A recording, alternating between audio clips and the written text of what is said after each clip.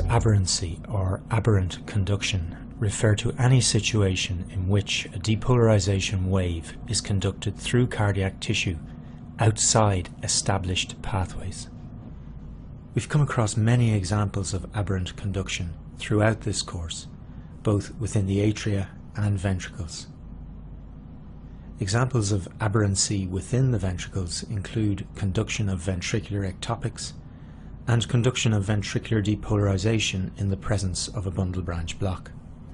In these situations, aberrant conduction within the ventricles results in altered QRS complex morphology, with widening of the complexes beyond the upper limit of normal duration as the depolarization wave spreads slowly by direct cell-to-cell contact outside the conducting system.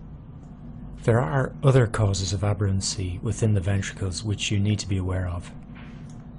So far we have considered bundle branch block as a permanent entity on the ECG. It is possible, however, for conduction in one of the branches of the bundle of His to fail on an intermittent or transient basis. This form of aberrant conduction can be very important when diagnosing arrhythmias. As with any electrically active cardiac tissue, depolarization of the right or left branch of the bundle of His is followed by a refractory period, illustrated here in red, when the tissue of the branches will not depolarize in response to further signals. Furthermore, the refractory period of the ventricular conducting system adjusts in response to the rate at which depolarizing events arrive. Specifically, the refractory period of the left and right bundle branches become more prolonged as the heart rate slows. Also, as illustrated here, the left and right bundles have slightly different electrical properties, with the right bundle branch having a longer refractory period than the left. And this difference becomes more pronounced at lower heart rate. For these reasons, it is possible for the right bundle branch in particular to be caught in a refractory state in the presence of a sudden, unexpected change in the rate at which depolarizing signal arrives through the bundle of His. The simplest example of this is seen in some cases of very early atrial or junctional premature contractions. In the example shown here, the heart is beating at 60 beats per minute. At this relatively slow heart rate, the refractory period of the bundle branches is prolonged, and the difference between the refractory periods of the right and left branches is appreciable.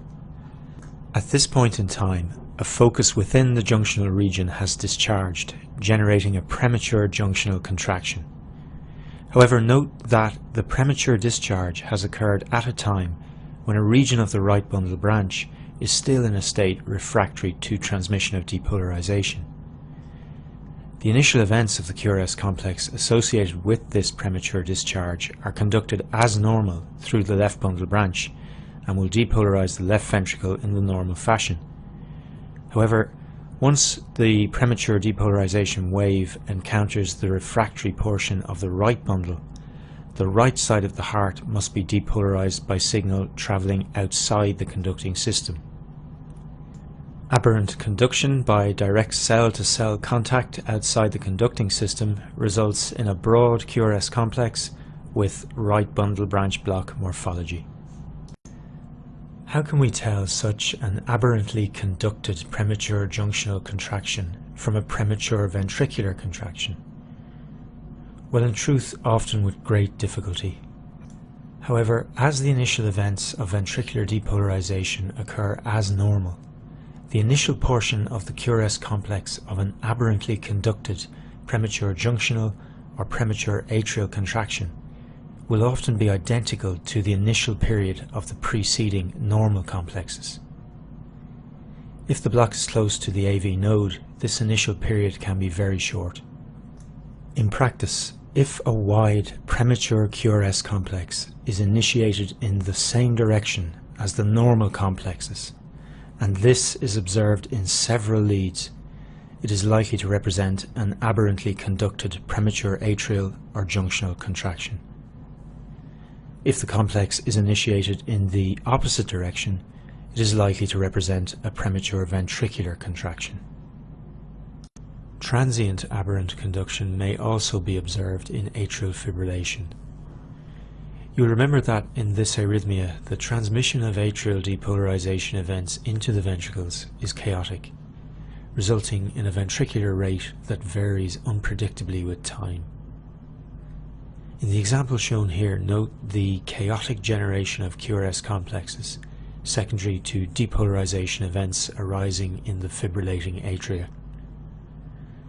At this point, a relatively long period between ventricular depolarization events has been followed by a QRS complex demonstrating evidence of aberrant conduction.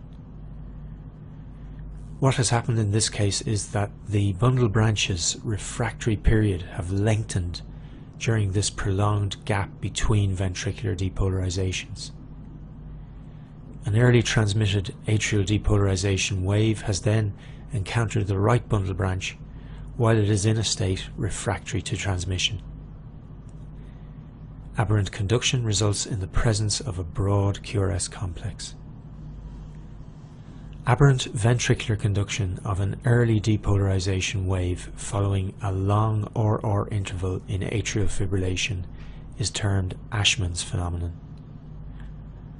Although this may affect either bundle branch, as shown here, the transient block usually occurs in the right bundle, and the aberrantly conducted complex therefore usually demonstrates a right bundle branch block morphology.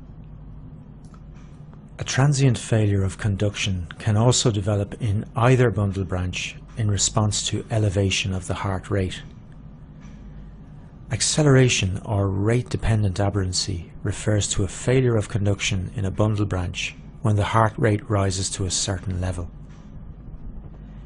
In this patient with known heart disease, at a heart rate of 60 beats per minute, the ventricular conducting system is fully functional, with narrow QRS complexes on the monitor. As his heart rate begins to rise, note that after a short period of time at a rate of 96 beats per minute, conduction in the left bundle branch fails, and he develops a left bundle branch block pattern on the ECG, resulting in broad positive QRS complexes in V6 with associated ST changes. Acceleration-dependent aberrancy can be observed in normal hearts at extremely high heart rates. However, it is usually a marker of organic heart disease, and in such individuals can be observed at surprisingly low heart rates. In individual patients, it may be triggered on reaching a given heart rate, or may be dependent on the time spent at a higher heart rate. You will appreciate its importance. Patients with organic heart disease are subject to arrhythmias. If a patient prone to this phenomenon develops a tachycardia from a supraventricular focus, failure of a bundle branch at the higher heart rate will result in broad QRS complexes on the ECG. Differentiating such an aberrantly conducted SVT from a ventricular tachycardia is important, as in hemodynamically stable patients, the treatment of these arrhythmias differs.